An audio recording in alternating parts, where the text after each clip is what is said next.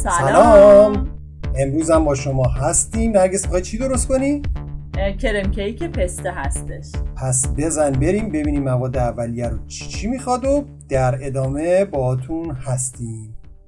تخم مرغ 6 عدد، شکر 150 گرم، وانیل 1/2 قاشق چای خوری، آرد 140 گرم، پودر بادام 100 گرم، شکلات سیاه رنده شده 50 گرم.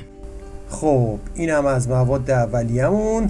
بریم تخم مرغا رو مخلوط کنمون رو آماده کنیم و ببینیم باید چی کار انجام بدیم. نرگس با تو هستیم.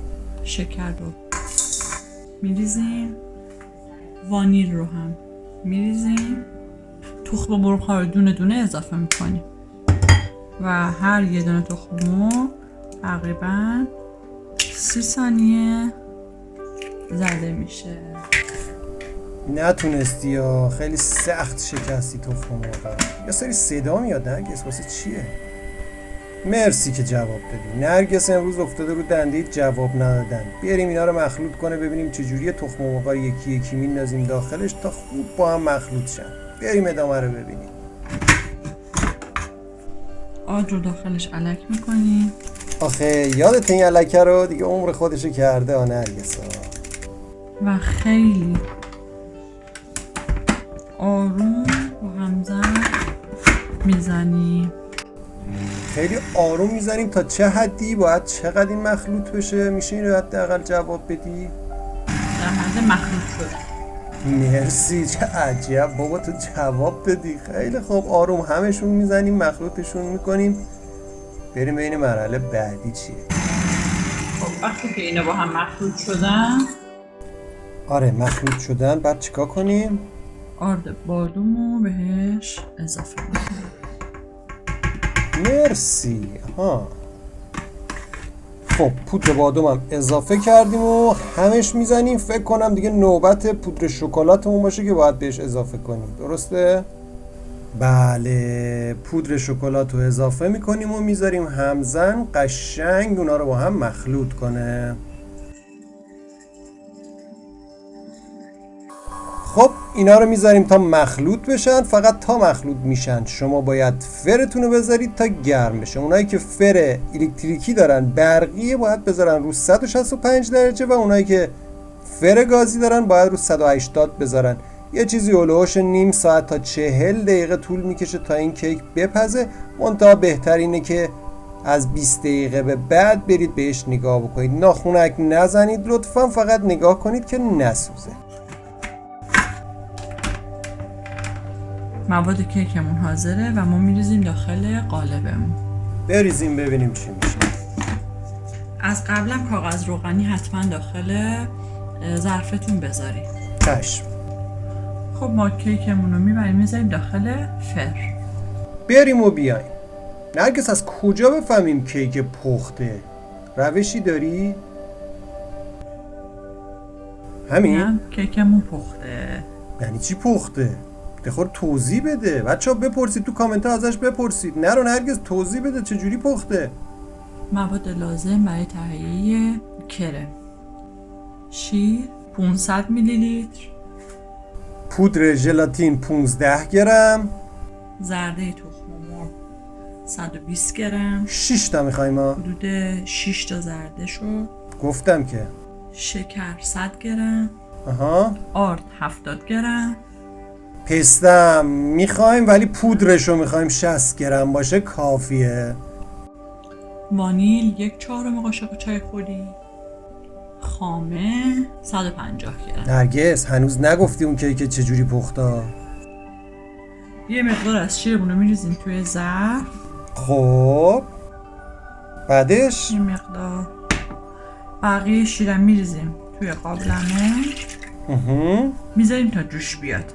اینجا شما من بگم یه ذره ژلاتین داریم میریزیم تو اون شیرکمه برای اینکه چیکارش بکنیم. یه چیزی میگفتی بونماری؟ آره چی بود بگوش؟ بونماریش میکنیم یا ذوبش میکنیم. یاد داشتم اما فراموش کردم. خب میریم زرده ها رو میریزیم داخل یه ظرف، اونا رو مخلوطشون میکنیم. بعد از اینکه یکم مخلوط شد میتونیم بهش وانیلمون رو اضافه بکنیم. بعد از اینکه وانیل رو اضافه کردیم دوباره اون رو یکم مخلوط میکنیم و بعد از اون نوبت شکر میرسه. شکرمون هم همینطور که میبینید با هم دیگه مخلوطشون میکنیم و بعد نوبت آرده. آردو باید حتما الگ کنید. یکم اضافه میکنید و اونو هم میزنید. بعد از اینکه آرد اضافه شد یه مشکلی برای ما به وجود میاد. تصویرمون یهو قفل شد و ما هم نمیدونیم برای چی این اتفاق افتاد، ولی نگران نباشید، من توضیح میدم بهتون. شیرمون رو آروم آروم به مخلوطمون اضافه میکنیم. توجه بکنید که باید مخلوط رو خیلی سریع باید هم بزنید وگرنه تخم مرغمون میبنده و دیگه نمیتونیم کاریش بکنیم. بعد از اینکه کل شیر رو اضافه کردیم کل مخلوطمون رو دوباره برمیگردونیم توی قابلمه، میذاریمش روی حرارت، یکم همش میزنیم تا غلظتش به اندازه غلظت یه فرنی بشه. بعد از اینکه به این غلظت رسید اونو از حرارت برمیداریم و ژلاتین ذوب شده رو بهش اضافه میکنیم. اینجا شما میتونید پودر پسته‌تون هم اضافه کنید. یه چیزی میگم به کسی نگید، اگه خواستید سبز تر بشه میتونید یه مقدار رنگ سبز رو بهش اضافه بکنید، ولی چی؟ به کسی نگید، بگید پسته‌مون خوب بوده. بریم ببینیم نرگس کجاست و ادامه رو از زبون نرگس بشنویم. خب کیک ما خنک شده. ما توت فرنگی دوست داریم به عنوان تزیین دور تا دورش توت فرنگی رو بچینیم. دقیقا یه ویدیوی دیگه داشتیم که همینطوری بود. ببینم میافتن توت فرنگی ها یا نه؟ نه نیفتاد. آفرین خیلی خوب. خب ما کرممون که سرد شد اینجا دیگه میتونیم بهش خامه رو اضافه بکنیم. خامه رو که اضافه کردید خوب هم میزنید تا یک مایه یک دست رو به شما بده. بعد از اونو میتونیم به کیکمون اضافه بکنیم. اون آروم روی کیک میریزیم. یه مقدارشو که ریختیم شما میتونید از قطعات توت فرنگی هم حتی استفاده بکنید ما بین خامه که یکم طعمش خوشمزه تر و لذیذ تر بشه. بعد از اینکه خامه رو ریختید اونو میذاریدش توی یخچال تا یک ساعتی بمونه تا بعد اونو ما از توی قالبش در بیاریم. بعد یه ساعت از یخچال در میاریم و از دور قالب آزاد میکنیم با چاقو